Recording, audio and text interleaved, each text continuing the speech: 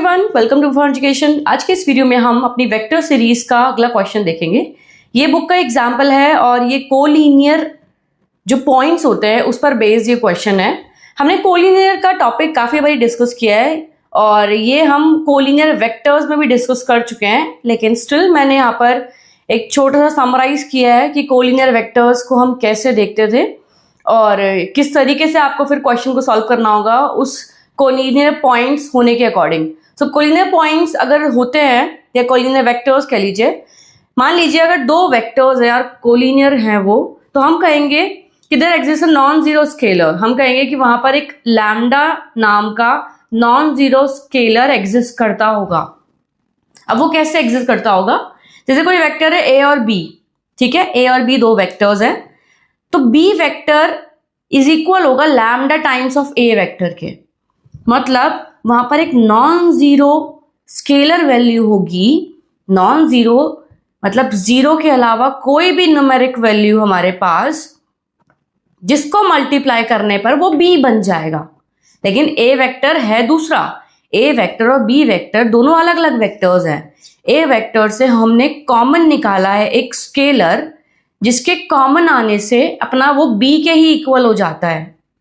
ठीक है, मतलब B vector is equal to lambda times of A vector. अब इसको थोड़ा और इलैबोरेट करते हैं। जैसे ए वेक्टर है, बी वेक्टर है, A1 I cap, A2 J cap plus A3 K cap, ये पूरा एक वेक्टर हो गया कंपोनेंट्स के साथ। सेम ऐसे ही मेरा बी वेक्टर हो गया। हम कह रहे हैं कि the two vectors are collinear if and only if.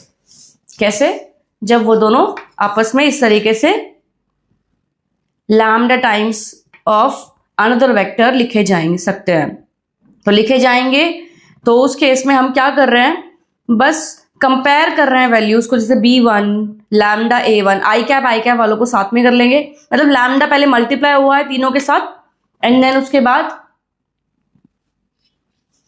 बाद हम इनको कंपेयर कर लेंगे, इनकी वैल्यूज को। तो B1 is equal to lambda times of A1, B2 is equal to lambda times of A2, B3 is equal to lambda times of A3 and साथ में ये लैम्डा, मतलब लैम्डा की वैल्यू तो एक ही होगी, तो lambda is equals to B1 by A1। मैंने इसको ये मल्टीप्लाई में आ जाएगा, मैंने लेफ्ट में ले गई, तो ये क्या हो जाएगा B1 by A1, B2 bye A2, B3 bye A3।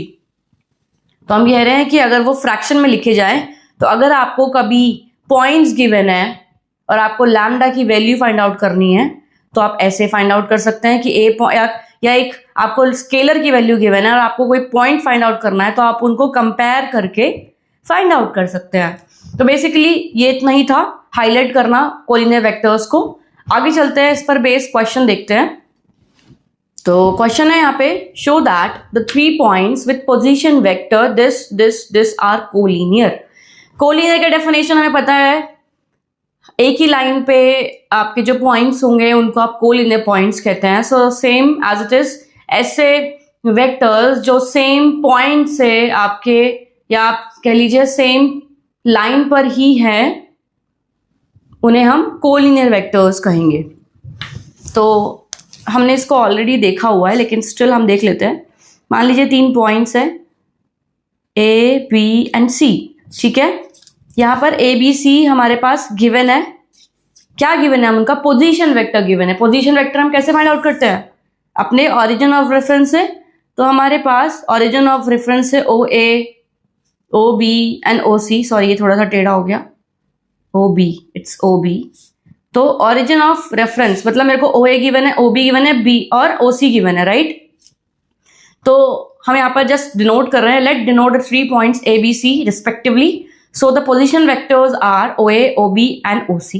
ये हमें क्लियर है। पोजिशन वेक्टर जब भी ये कहता है तो हम ओरिजिन ऑफ रेफरेंस से फाइंड आउट करके एंड इस तरीके से पिक्चराइज करके इसको दिखा सकते हैं, ठीक है। ये रफली मैंने किया है, ये जरूरी नहीं है, आपको सिर्फ इतना डिनोट करना है। डिनोट करने के बाद अब अगर आप देखोगे, हमें क्या करना है, हमें बेसिकली पता लगाना है कि ये जो पॉइंट्स है ना, ये कोलिनियर है। तो पहली बात, ये मेरा लाइन है, इस लाइन पर हमारे वेक्टर्स हैं। तो पहले तो ये OA है, अभी हम AB निकालेंगे। AB निकालेंगे क्योंकि ये गया यहां से यहां तक। हम डिजाइन थोड़ा और बनाते हैं वेक्टर्स का, OB हो जाएगा एंड OC हो जाएगा। तो हम पहले एक वेक्टर निकालेंगे AB वेक्टर, क्योंकि ये यहां से यहां जाएगा, राइट। एंड फिर BC नहीं, अपना क्या होगा अगला AC, क्योंकि सेम पॉइंट से अपना दूसरा वेक्टर जाए। तो एक वेक्टर है AB, दूसरा वेक्टर है AC। तो हमें जो फाइंड आउट करना है ना अभी, वो AB फाइंड आउट करना है और AC फाइंड आउट करना है, और वो हम कर सकते हैं। क्यों? क्योंकि हमारे पास OA, OB and OC vectors already हैं। हमें पता है कि AB निकालने का तरीका क्या होगा, OB माइनस OA, और AC निकालने का फॉर्मूला क्या होगा, OC minus OA। OA, OB, OC है, बस माइनस करना है उनको हमें, और फिर हम वेक्टर्स फाइंड आउट कर लेंगे। तो हमने यहाँ पर अगर आप देखोगे तो AB फाइंड आउट किया है। AB के लिए मैंने B वाले को, OB को पहले लिखा है एंड फिर OA। ये हमें क्लियर है, ये मैंने आपको पहले भी बताया है। अगर आपको नहीं याद है तो प्लीज अपने ये सारे चैप्टर्स को रिवाइज कीजिए, सारी वीडियोस में हर एक पॉइंट को। ये हमें कैसे मिलता है, हमें ट्रायंगल लॉ से मिलता है, राइट। चलो आगे बढ़ते हैं। सॉल्व किया है, माइनस अंदर मल्टीप्लाई होगा तो ये पॉजिटिव हो जाएगा, एंड बाकियों के साइन चेंज हो जाएंगे, मतलब वही साइन चेंज हो जाएगा, तो ये माइनस का तो प्लस हो जाएगा, ये माइनस हो जाएगा, ये माइनस हो जाएगा। एंड देन हम A और A कैप कह लीजिए और A वेक्टर कह लीजिए, आप इसको किसी भी तरीके से रीड कर सकते हैं। बस A वाली टर्म्स को हम साथ में सॉल्व कर लेंगे। तो ये जगह 2A plus A 3A minus, मैंने माइनस क्यों किया, क्योंकि माइनस का 3B है। अच्छा, इसको थोड़ा ध्यान से देख लेते हैं, 2B और 3B। 2B माइनस 3B क्या होगा, माइनस का 1B, इसका ग्रेटर का साइन आएगा, राइट। फिर प्लस 3C माइनस का 5C, साइन किसका आएगा, ग्रेटर का। हमें क्या मिला, 2, तो माइनस का 2C। ये हमारे पास आ गया AB वेक्टर। AB वेक्टर के बाद हमें AC वेक्टर फाइंड आउट करना है। तो मैंने यहाँ पर AC वेक्टर भी फाइंड आउट किया हुआ है। क्या करना है, OC माइनस का OA वेक्टर, राइट। लिखा वेक्टर्स को, कंपोनेंट फॉर्म्स को उनकी, एंड अब आपको यहाँ पे ध्यान रखना है, यहाँ पर B वाली टर्म नहीं गिवन, राइट। तो आपको A वालों को A के साथ सॉल्व करना है, CC वालों को C के साथ सॉल्व करना है। जो भी B वाला है उसको एज इट इज आप लिख लेंगे, डिपेंड करता है, अगर उसका साइन चेंज हो रहा है तो उसको साइन चेंज लिखेंगे। तो पहले तो साइन चेंज कीजिए, तो हो जाएगा माइनस का प्लस, ये हो जाएगा माइनस, ये हो जाएगा प्लस, सॉरी ये प्लस का है तो ये माइनस हो जाएगा, राइट।